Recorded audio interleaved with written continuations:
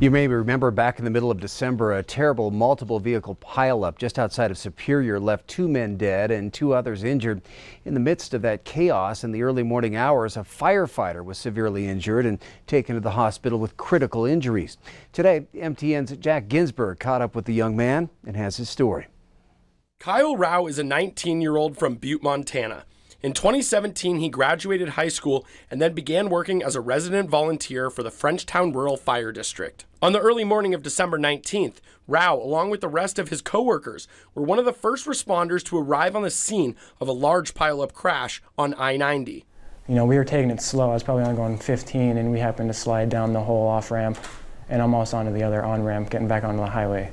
So at that time, we knew that the roads were, very icy, and it was all black ice. Rao began preparing just like any other scene they had responded to in the past, but what seemed like a normal call soon turned into a nightmare for Kyle. So I had gotten out of the truck, put on my gear, and we were walking, and there was a big bunk of wood.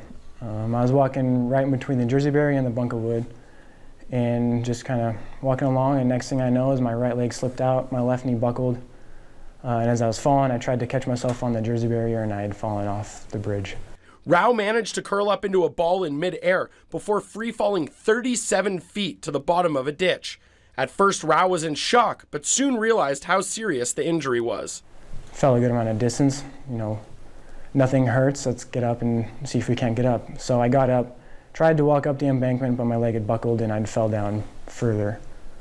From there, multiple responders who were already on the scene spent minutes getting down to Kyle before getting him in the Stokes basket and pulling him the 40-plus feet back to the top of the road. Rao was sent to St. Patrick Hospital in Missoula, where he had surgery on his broken femur and 2 weeks later, surgery on a newly discovered broken wrist. Kyle is only 1 month into an estimated 8 to 12-month road to recovery, but his spirits remain high. Being able to walk is just, that's probably like one of my worst fears, is not being able to walk. And, as time progressed, we eventually progressed with going from a walker to crutches, and it's just, we're getting there. We're pushing through, so. As for the future, Rao says it hasn't deterred him from any of his dreams or ambitions and hopes to be back out there soon. In Frenchtown, Jack Ginsburg, MTN News.